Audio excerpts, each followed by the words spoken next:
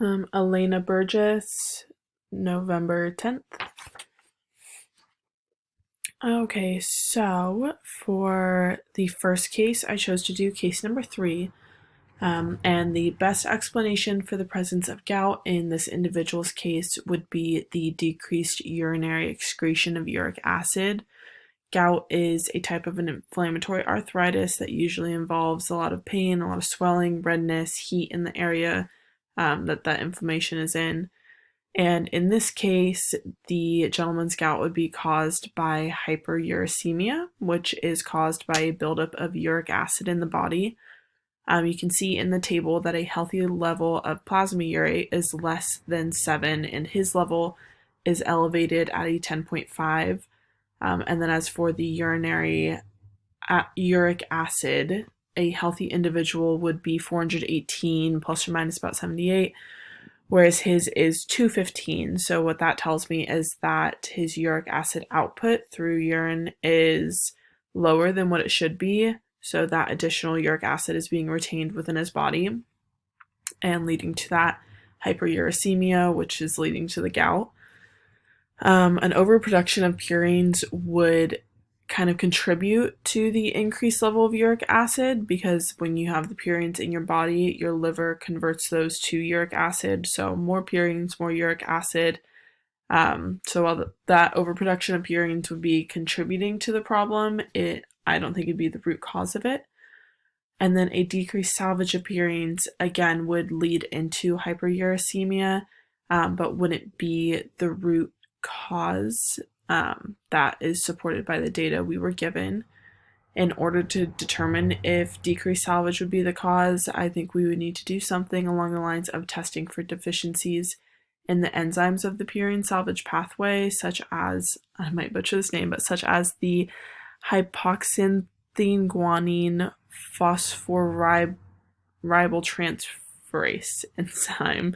And if we were able to test for deficiencies in that, that could point us in the direction of decreased salvage more, because that would be an enzyme that's important for that purine salvage pathway that wouldn't be functioning as it should be if that were the case.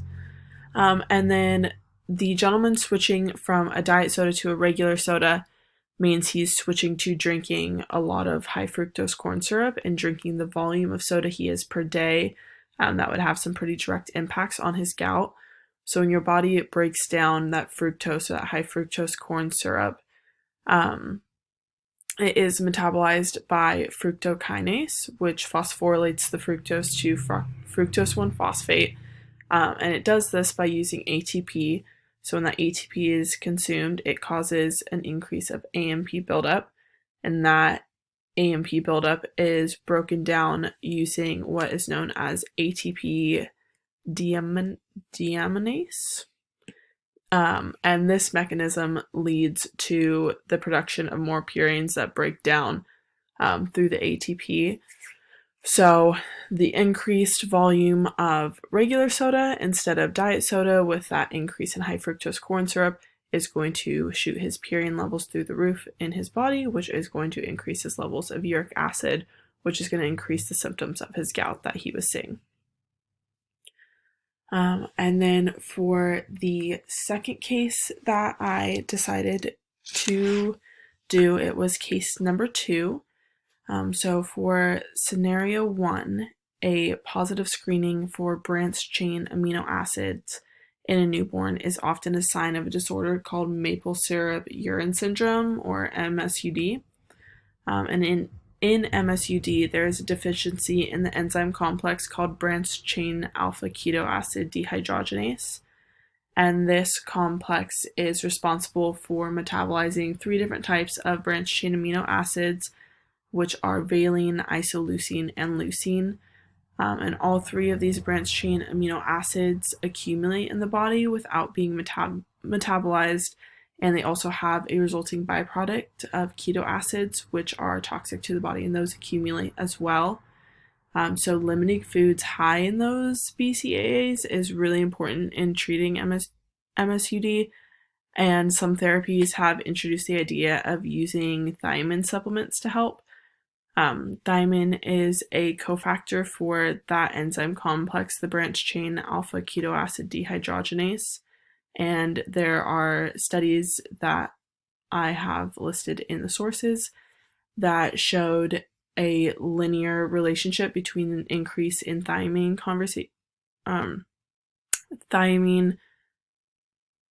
what's the word I'm looking for? I'm sorry.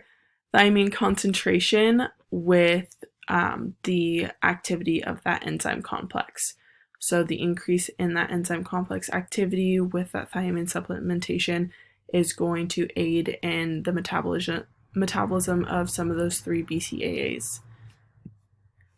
For scenario 2, the discolored macules of the ears as well as the sclera in the woman are signs of a disorder called alkaptonuria. The enzyme deficiency that is associated with this disorder is called homogenetic deoxygenase, or HGD. And HGD is responsible for metabolizing homogenetic acid, which is a toxic substance in our bodies when it's not broken down. Typically, our bodies do a very good job of flushing it out relatively quickly, but when there are those increased levels of it, there's still that excess that's left behind. And the more of that excess we have, it starts to slowly deposit into tissue and cartilage, and it causes that discoloration. It can also lead to a lot of joint pain, so that's really common with this disorder. But as far as the discoloration goes that she reported, it's from deposits of that excess acid that is left in the body. And vitamin C supplementation has been used as a form of treatment for it. It's not shown a ton of long-term promising results, but it is used for some moderate help with maintaining it. And it acts by absorbing some of the acid, and it slows the process of that homogenetic acid depositing into the cartilage. And then finally, for scenario 3, the elevated levels of phenylalanine, as seen in the newborn's case, point to a diagnosis of phenylketonuria, or PKU. PKU is a result of a deficiency in the phenylalanine hydroxylase enzyme that works by converting that phenylalanine, which is an essential amino acid, to tyrosine. And large neutral amino acids have actually been found to be essential in treating PKU. And those large neutral amino acids, aside from phenylalanine, include tyrosine, tryptophan, threonine, methionine, valine, isoleucine, leucine, and histidine. So kind of using those, working those into diets more, has been seen to help with PKU and kind of offset that PKU. And supplements like vitamin K, vitamin B12, fish oils are commonly recommended and used a lot because in order to manage PKU, they recommend a very low protein diet. So you miss out on a lot of important vitamins, minerals, just due to the restrictive diet that is typically used to help manage PKU. So those vitamins are seen a lot in helping replenish those stores and kind of fill the gaps of what you're missing out on. But they don't act in the mechanism of altering that metabolism or stepping into that metabolism. They're taken more as a filler to replenish what is not taken due to that restrictive diet. And that is it for the case studies. Sorry that I butchered so many of those pronunciations. But yeah.